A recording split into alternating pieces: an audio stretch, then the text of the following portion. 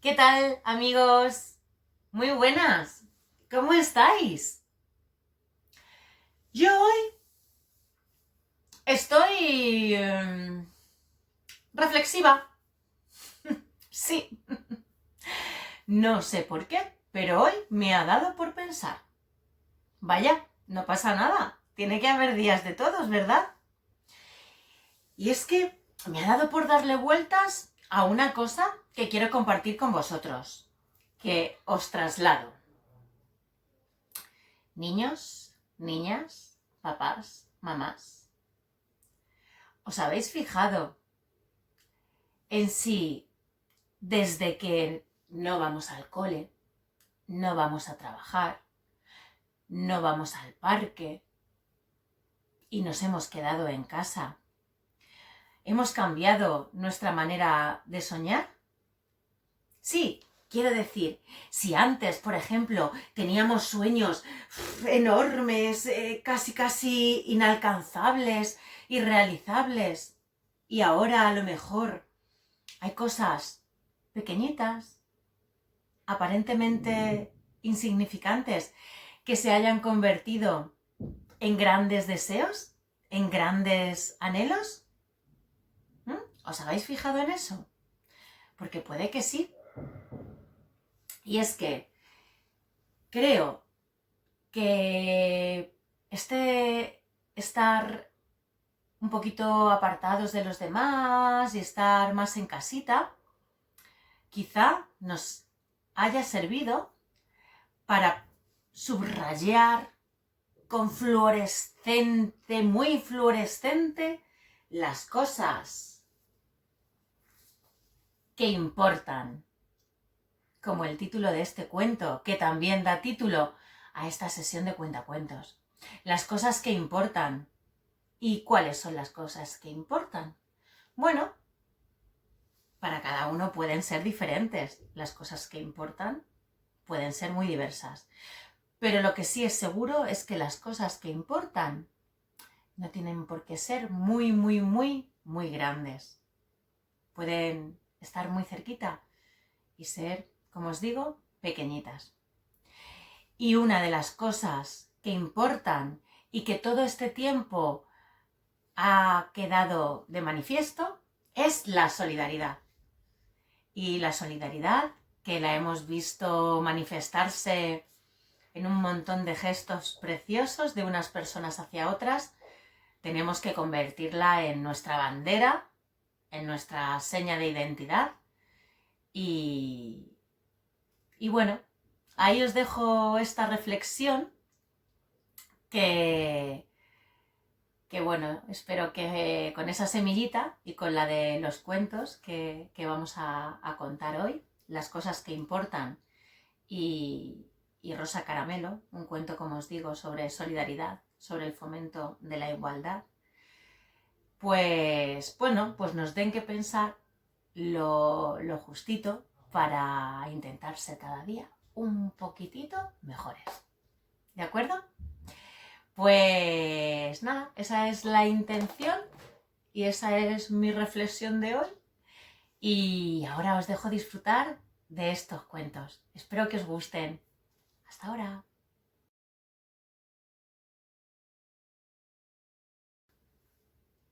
Las cosas que importan. Capítulo 1.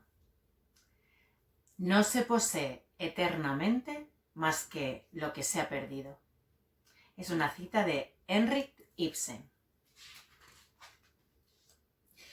En realidad, lo que yo siempre había querido era tener un perro. Uno de esos alargados, paticortos, orejones, como el que habíamos visto aquella tarde en el parque. Uy, cómo me encantaría tener uno de esos perros en casa. Pero sabía que era imposible. Mamá nunca me lo permitiría. Se negaba rotundamente por la gran alergia al pelo de perro que tenía mi hermana pequeña. Era un fastidioso problema sin solución. Ay, Así que, aquella tarde, mientras paseábamos por el parque lamentándome de mi mala suerte, de repente me llamó la atención el humo de una pipa que salía ingrávido. Un señor estaba sentado en un banco y fumaba tranquilamente una pipa. Tenía un aspecto extraño. Se protegía del frío con un gabán raído y llevaba una pintoresca gorra de capitán. Frente a él, enfrente del banco, tenía un pajarito y un gato. Los dos permanecían inmóviles mirándole. Le miraban entusiasmados. Parecían dos estatuas.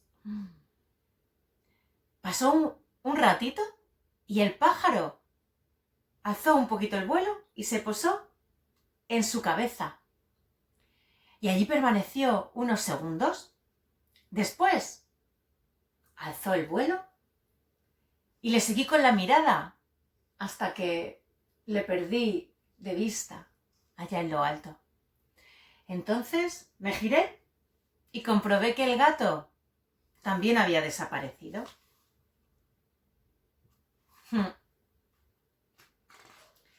El señor sonrió. Y entonces me di cuenta de que la vida está llena de mascotas que vuelan libres, que van y vienen y regresan siempre que quieren. Y eso me hizo quedarme muy tranquilo. Capítulo 2. Todo lo que estamos acostumbrados a ver aparecerá aquí de una manera ligeramente nueva, desconcertante para la mirada y el espíritu. Es una cita de George Pearl. Paso muchos domingos con mi abuelo. Solemos dar largos paseos hasta final del muelle. Y una vez allí, me observa pensativo. Este último domingo, mientras caminábamos, me preguntó cuáles eran mis sueños. Y yo le dije, pues abuelo, quiero hacerme mayor cuanto antes. Entonces, compraré un perro y un gato y también una furgoneta y viajaré con ellos por todo el mundo. Quiero conocer mundo. Había escuchado esa expresión montones de veces a mi padre. Después, más adelante, necesitaré también una novia. Y con ella recorreré Europa en moto. Francia, Italia, Grecia y otros países de los que ahora mismo ni siquiera conozco el nombre.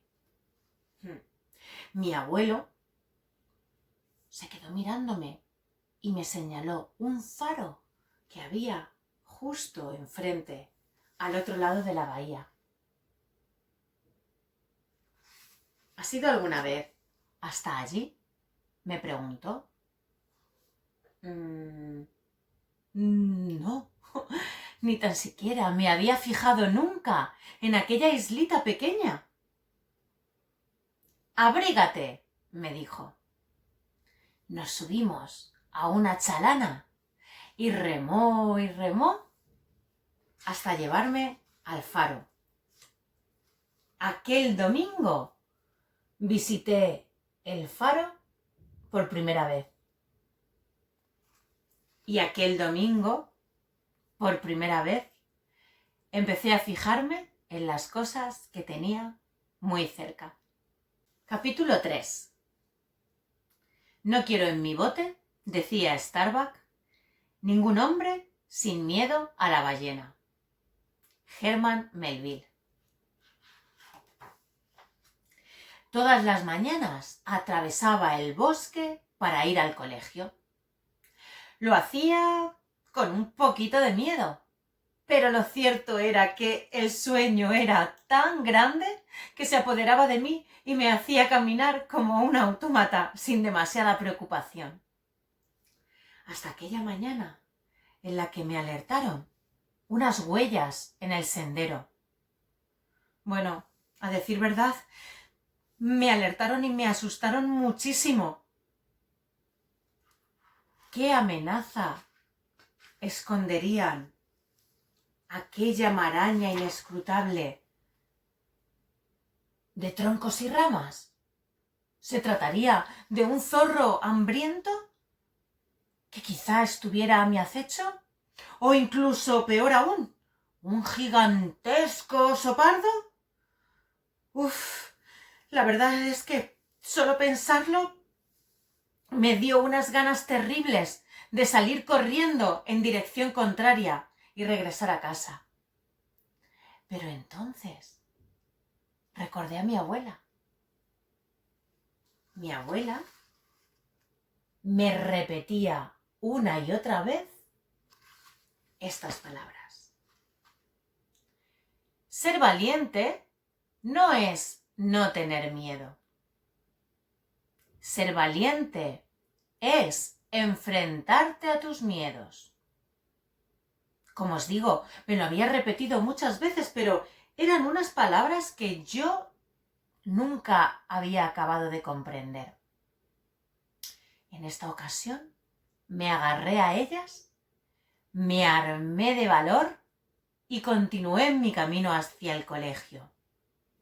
Al principio, con paso tímido. Un poquito después, con zancadas grandes y confiadas. Y así llegué al colegio conociendo el verdadero significado de aquellas palabras de mi abuela. Capítulo 4. Notó lo agradable que era tener a alguien con quien hablar en vez de hablar solo consigo mismo y con el mar. Ernest Hemingway.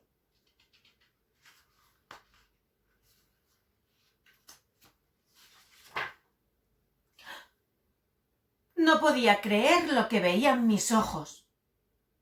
El niño que estaba junto a mí en la parada del autobús tenía entre sus manos el tebeo que yo llevaba 2 semanas buscando. Sin ningún éxito, por supuesto. Uy, me dio tanta envidia. De repente, mientras esperábamos al autobús, se movió una fuerte ventisca y empezó a lloviznar.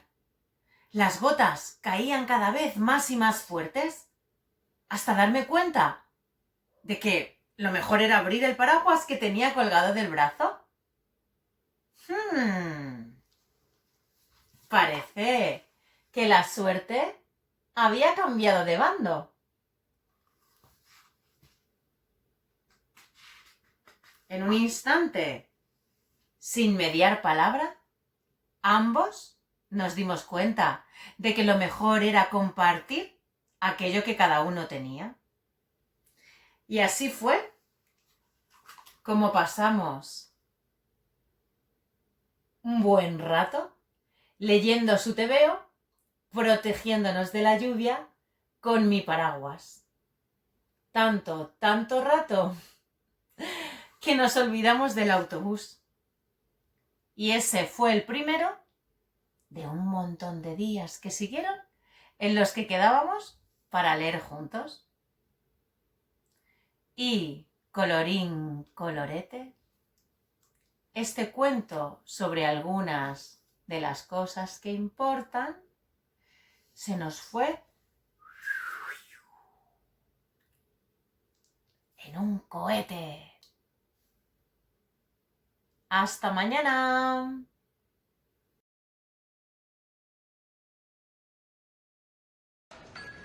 Hola, bienvenidos a la biblioteca de Valdepeñas. Hoy vamos a leer Rosa Caramelo, de Adela Turín.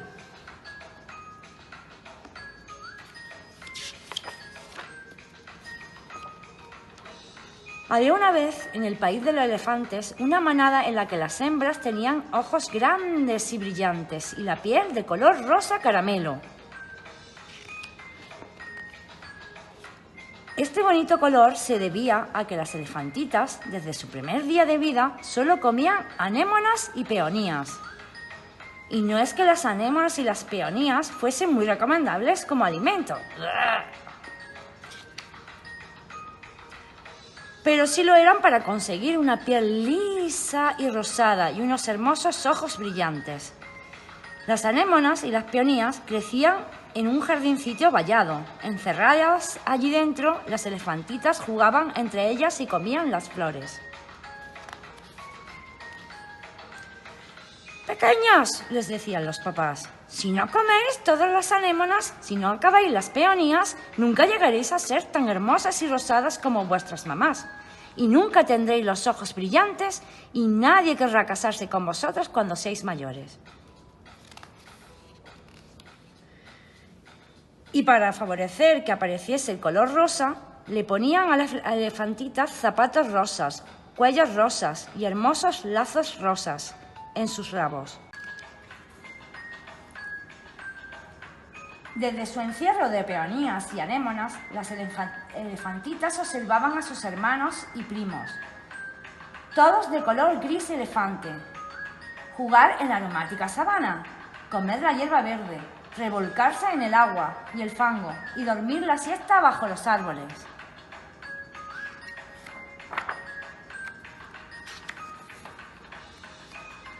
Margarita, pese a comer peonías y anémonas, era la única elefantita que no se volvía ni un poquito rosa. Y eso entristecía mucho a la mamá elefanta y fastidiaba muchísimo al papá elefante. «Pero Margarita», le decían, «¿cómo es que sigues con ese feo color gris que le sienta tan mal a una elefantita? ¿Lo haces a propósito? ¿Acaso quieres rebelarte? Atiende, Margarita, si continúas así jamás llegarás a ser una hermosa elefanta». Y Margarita, cada vez más gris, callaba, y para contentarlos comía otro bocado de anémonas y otro de peonías. Hasta que un día los papás de Margarita abandonaron toda esperanza de llegar a verla hermosa y rosa, con grandes ojos brillantes, como debería ser cualquier elefanta, y decidieron dejarla en paz. Margarita feliz salió del recinto, se libró del calzado, de los cuellos y de su lazo rosa atado al rabo, y se fue a vagar por su cuenta entre la alta hierba, bajo los árboles cargados de frutas deliciosas y a revolcarse en los hermosos charcos de lodo. Desde el jardín vallado, las demás elefantitas la observaban. El primer día espantadas, el segundo día preocupadas, el tercero perplejas y el cuarto día con envidia. El quinto día, las más valientes comenzaron a salir del recinto, de una en una. Alrededor del jardín de peonías y anémonas, los zapatos, los cuellos y los lazos se amontonaron abandonados.